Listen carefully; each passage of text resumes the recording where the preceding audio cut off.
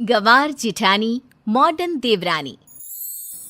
अर्पिता की शादी राकेश से तय होती है, जो एक सरकारी नौकरी करता था।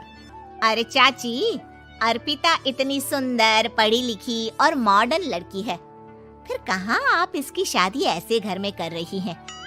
अरे लड़का सरकारी नौकरी करता है, इंजीनियर है, खूब कमाता है, खूब मेहनत की है लड़के ने इस नौकरी के लिए।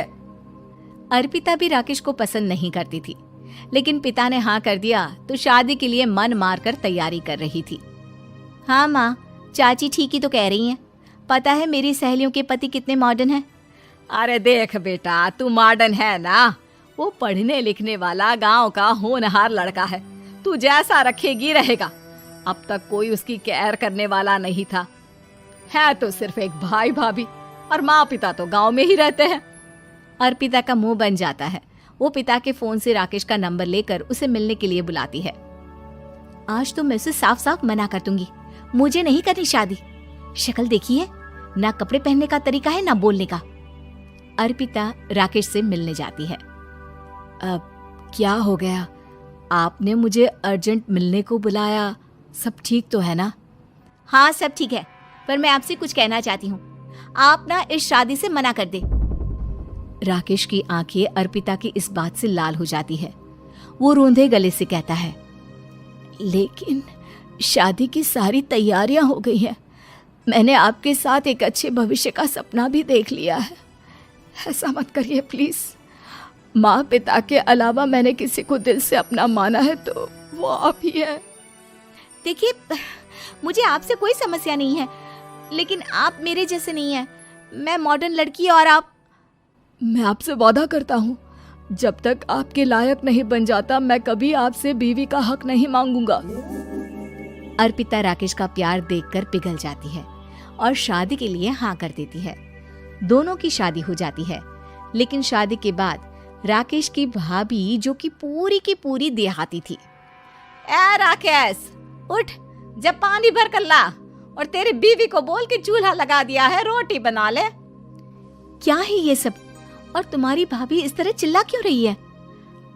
क्या करूं, भाभी ही खाना बनाती है और मुझे पढ़ने के लिए इस घर में रखा, तो मैं घर का सारा काम कर देता हूँ। अब तुम आ गई हो, अपने तरीके से देख लो। ये मकान तो तुम्हारे पापा ने बनवाया था ना, शहर में, ताकि बेटा पढ़ाई कर सके। हाँ, पर भाभी ही पूरे घर में रहती है। ठीक है, देखो अब। अर्पिता बाहर जाती है।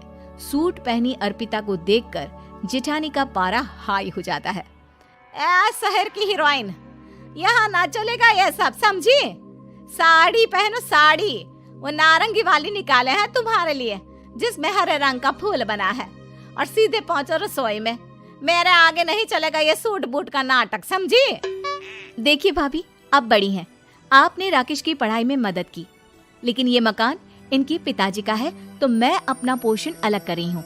मैं आज से आपके साथ नहीं रहूंगी। जेठानी का तो मानो पारा ही हाई हो जाता है।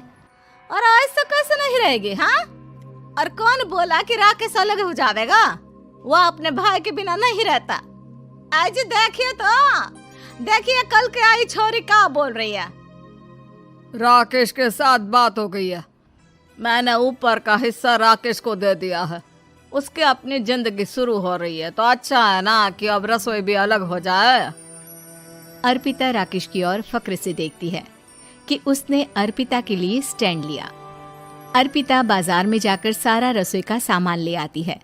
पिता के दिए सामान से घर सजाती है और अपने तरीके से पूरे घर की सजावट करती है। शाम को राकेश ऑफिस से आता है।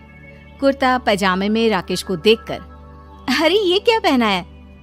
भाभी सिलती है ना कुर्ता, मैं सारी कमाई भाभी को ही दे देता हूँ।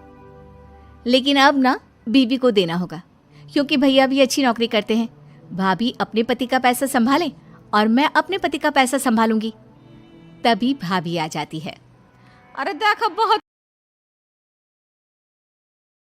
Thank you for watching my video. Please like, subscribe and share us.